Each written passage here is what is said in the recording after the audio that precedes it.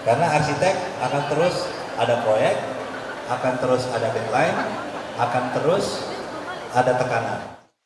Jadi stres itu tidak hanya bisa membebani pikiran, tapi dia juga bisa merusak sel-sel di dalam tubuh kita, sehingga terjadinya kerusakan DNA, sehingga kita masuk ke proses yang disebut dengan penuaan.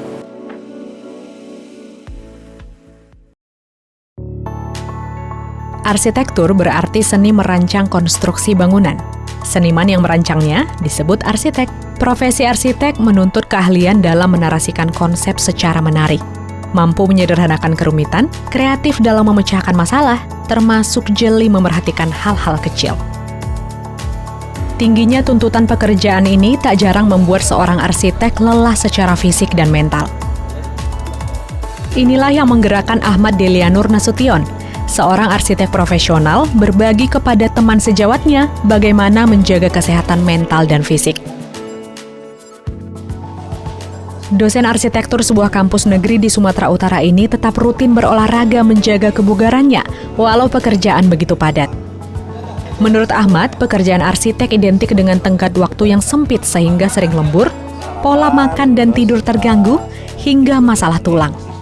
Belum lagi revisi proyek yang berimbas pada kesehatan mental. Berkolaborasi dengan Dr. Amin Asal, keduanya mengedukasi para arsitek dan mahasiswa yang hadir pada kegiatan Arsitek Jumpa Tengah yang dilaksanakan baru-baru ini.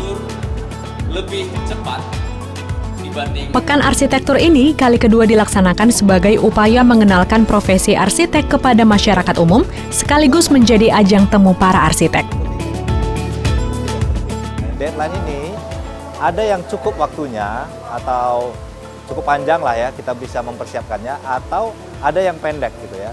Nah ini bagi seorang di konsultan arsitek atau tim arsitek, ini harus tetap bisa memberikan pelayanan terbaik kepada klien gitu ya. Jadi pada saat waktu siklus itu pendek, maka kerja overtime itu pasti dibutuhkan gitu.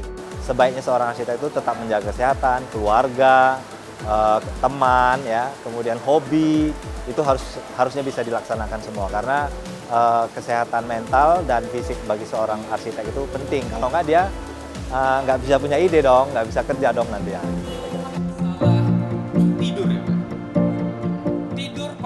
Menurut Dr. Amin, arsitek maupun para pekerja dengan jam tinggi harus menerapkan pola hidup gizi seimbang yang dibarengi pola makan dan tidur teratur serta manajemen stres yang tepat. Yang kedua, kita harus jaga jendela makan. Penting juga menjaga jendela makan, yakni menentukan periode waktu mulai dan berhenti makan. Tentunya dengan mengonsumsi makanan sehat dan porsi yang cukup.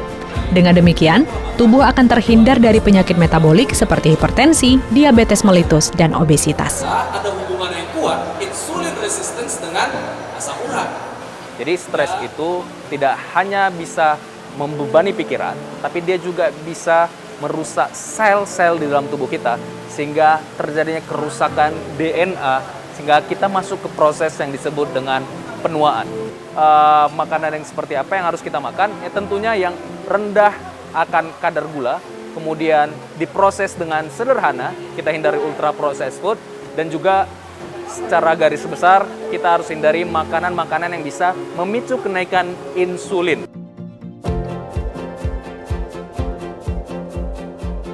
Selain menjaga asupan dan rutin berolahraga, berjemur juga penting untuk memenuhi kebutuhan vitamin D agar sistem kekebalan tubuh meningkat.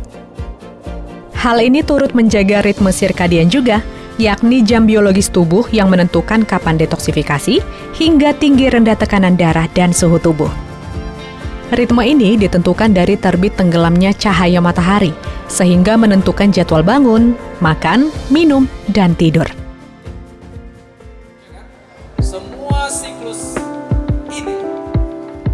Tubuh yang jauh dari terpaan cahaya matahari akibat bekerja dalam ruangan tertutup menyebabkan ritme sirkadiannya terganggu. Inilah yang menjadi salah satu faktor risiko insomnia. Selain mendapat edukasi kesehatan, peserta yang hadir juga dapat melihat pameran karya arsitek dan memberi penilaian atas karya mereka. Terdapat pula pameran material, interior, dan eksterior bangunan. Adanya pameran ini memudahkan masyarakat umum dan mahasiswa berkonsultasi langsung dengan arsitek. Tak hanya arsitek, berbagai profesi lainnya memiliki jam kerja yang tak kalah padat pula. Maka dibutuhkan kesadaran untuk menyeimbangkan hidup, yakni memperhatikan pembagian waktu dan energi yang dipunya. Terus sarapan. Karena dengan tubuh yang sehat, jiwa pun ikut kuat.